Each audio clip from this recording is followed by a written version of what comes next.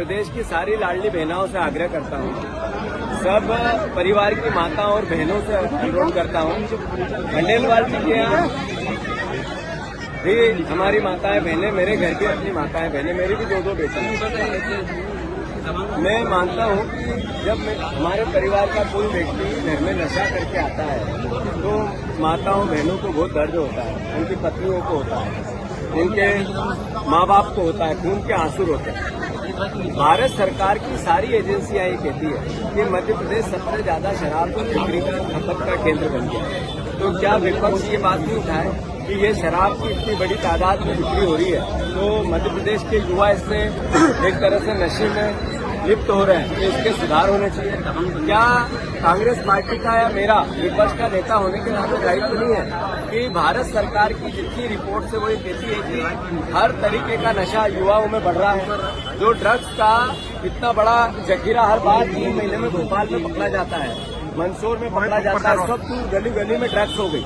वित्त मंत्री के साथ ड्रग्स के जितने व्यापारी उनके फोटो आते हैं, तो ये बात हमने उठाए इस बात को कि ड्रग्स के जितने कारोबारी है उनका प्रहलाद पटेल के साथ जो फोटो आता है। हमने उठाए इस बात को कि ड्रग्स के जितने अवैध कारोबारी उसका विश्वास सारंग के साथ जो फोटो आता है। क्या हमारी गलती है ये मेरी गलती है कि मैं कहता हूँ कि हमारे बच्चे, वो चाहे पुरुष हो या युवतियाँ, वो नशे की लत उनसे बढ़ती जा रही है। भारत सरकार की रिपोर्ट है, उसके आधार पर हम बोल रहे हैं, कोई आरोप नहीं है। तो क्या मध्य प्रदेश के मुख्यमंत्री और सरकार का दायित्व नहीं है कि उस नशे को कम करने का प्रयास करें?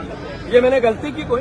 मैं प्रदेश की बहनों से पूछना चाहता हूँ, हड़तालिका कीजिए कि आपके घर में अगर नशा करके कोई बेटा आता है और उसका दोषी बीजेपी है तो क्या मुझे ये आवाज नहीं उठानी चाहिए? 20 साल की 22 साल की सरकार है बीजेपी की और ये नशे में गली गली में बिकने लगा हर तरीके का, तो ये कांग्रेस आवाज नहीं उठाए? ये झाबुआ से लेके अलीराजपुर तक तस्करी होती है गुजरात में, तो ये बात मैं नहीं उठाऊं? ये विपक्ष नहीं उठाए, कांग्रेस नहीं उठाए? जो शराब है उस पर 100 रुपए की प्रिंट है, वो भी 110 रुपए में बेचते हैं, शराबियों को भी ये ठगते हैं, ये बात हम नहीं उठाए?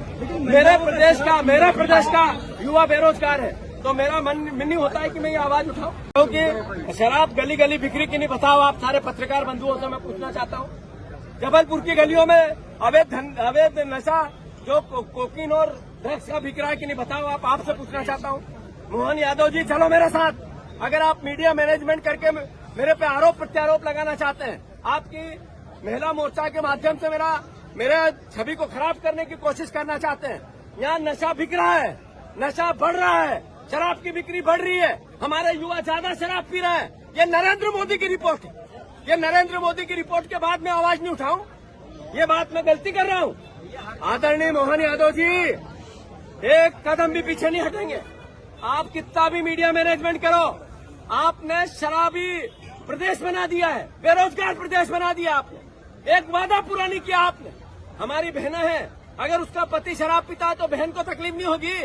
हमारे इंदौर में और मल्टी शहरों में जो छोटी बच्चियां 18 साल से नीचे की, वहाँ जरा देखो पबों में जाके क्या हो रहा है, और मुझे कह रहे हो कि आप आवाज मत उठाओ। 100 बार उठाएंगे।